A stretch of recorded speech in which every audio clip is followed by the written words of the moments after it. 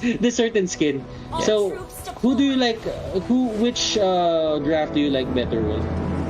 I really don't know at this point. I would say that just because of the raw speed, the speed of taking down objectives, I still want to go for the Kimi Grok combo. It's gonna be dependent. We'll see how this works as they go for the very fast cut into the bottom lane with the Kimi, and then transfer onto the invade. And They've had the same thing in mind. Yeah, it's just a mirror move at this point. Now Daryl with the Kimi securing that. Are we gonna get the fight? Are we gonna get it? No, get the fight? And what it does now is we're probably gonna get a fight. But Togo will just run away. Guardian's Baron there. Icy jumps to the fray. There's the ejector though. Double still gonna be caught by this. And Farsa to get the last hit. That's Gymnast. The next moves coming out from both teams. We'll see how this works. But the arrival play making sure that Virus will get so much of farm. And I think that we can expect arrival to be played more by our teams. I mean, for the final meta, we did see a 100% drop on that arrival.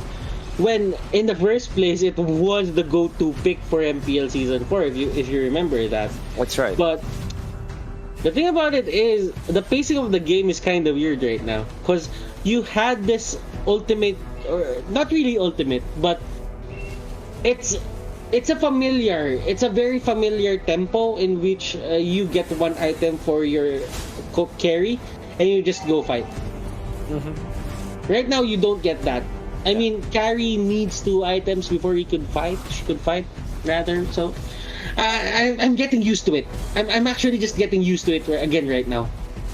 I'll see if the teams will get used to it, just like you, like what you're doing, Butters. So far, I'm still not feeling the Kimi Grok combo. But I guess when Daryl gets to level 4, maybe gets the upgrade on the boots, maybe that's when we will find it. And we'll see how teams will approach this. Gymnast as well as Daryl now grouping up, maybe positioning themselves into a mid lane push. But it comes a jump, double jump, only hitting 1, but Togo will still receive so much damage, and Togo will fall because of this. It comes the arrival play coming out from Virus, Counter Inferno pop, and it comes the Feather there. So they have control of the Gacha, and they will take him down. Jumps forward, but that means that he will take so much damage from the Lunox.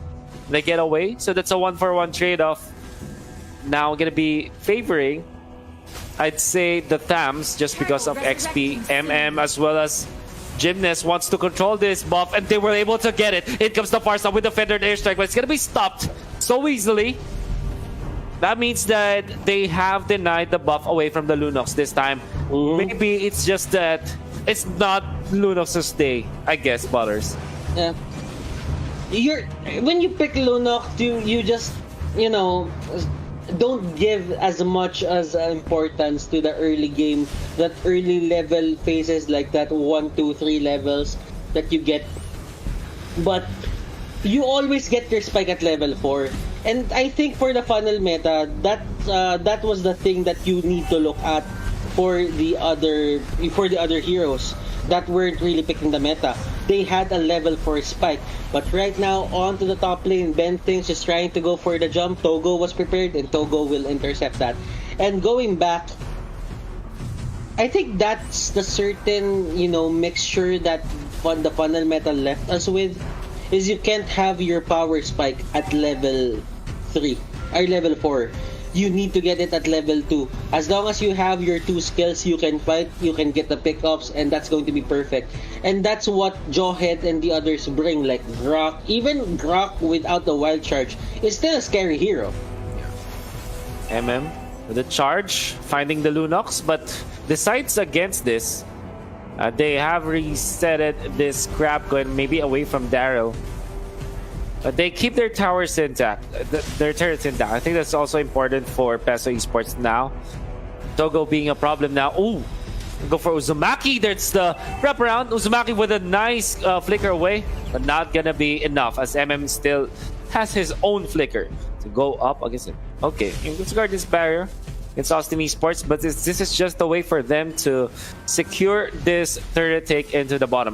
With a charge, going for a Dobong Sinigang. The combo would have been good, but they weren't able to tag this Lunox, knowing that brilliance could be there as well. Nice Guardian's Barrier, helping Daryl deal the damage, but without any more energy. To just shift back to Austin Esports, who already popped the Flicker. Let's get away. In comes the jump coming up from the Kufra. Last Insanity gonna be used. Togo and MM taking so much damage with the War Charge as well. But in comes the Farsa with the Feather Dare Strike. Takes out 2. Double kill for Gymnast. This time they stun off the Lunox as well.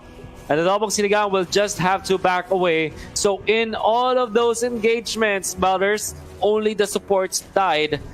But they obviously want that to be given to Gymnast because of the fact that he was able to get the purple buff once again. Lunox still finding a lot of trouble securing her own buff.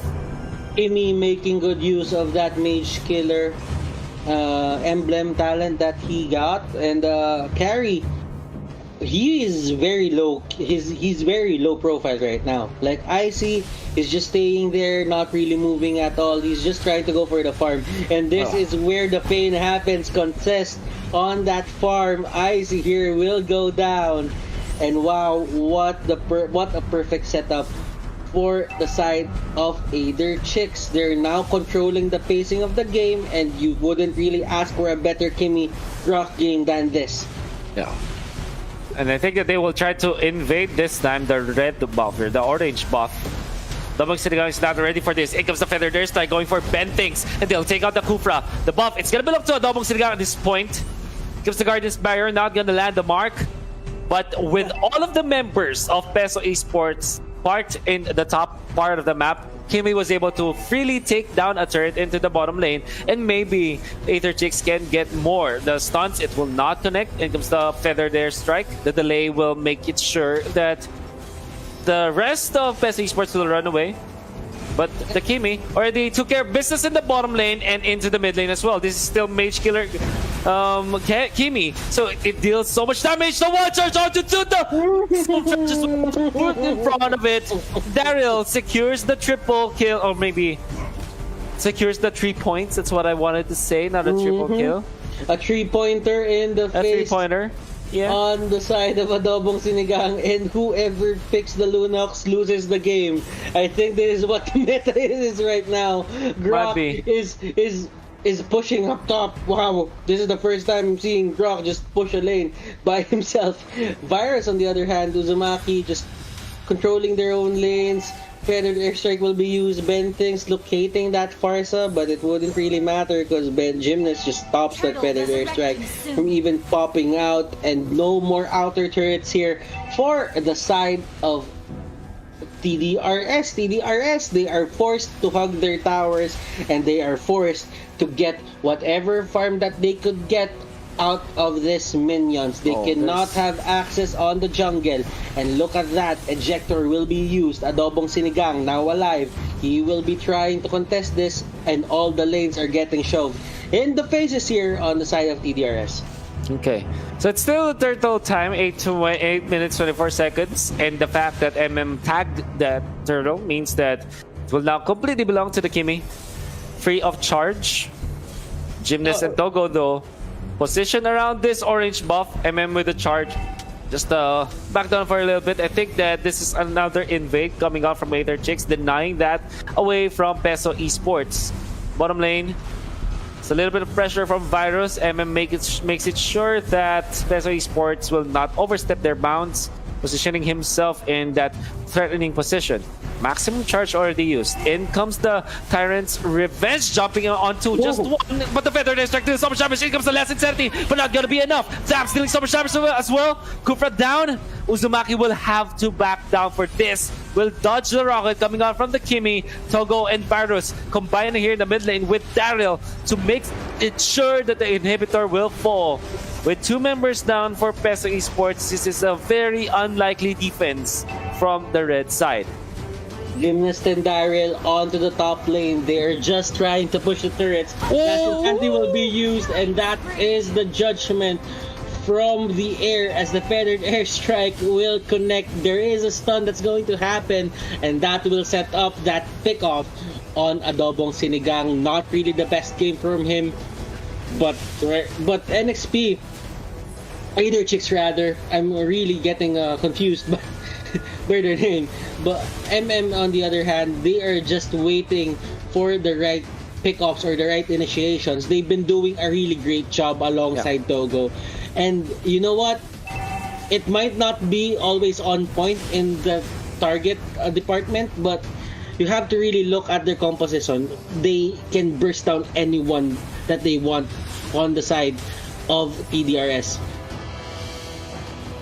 Now with 2 inhibitors down, it's gonna be an uphill climb for PESO Esports. Even if you look at this, Austin Esports taking so much damage coming out from the Farsa. Ben thinks and the rest of the gang are staying here, but look at that feather there, Strike. It's gonna be a potential engage, but AETHER CHIX says we don't need to be aggressive now. You just take it slowly. Maybe go for the Lord take. Secure our own buffs. That's what Daryl is doing now, getting his own red buff. And maybe going to the Lord area where she can just take it down so quickly with the Mage Killer emblem. That's what they are doing now. And this is gonna be easy for them. the last piece onto the board.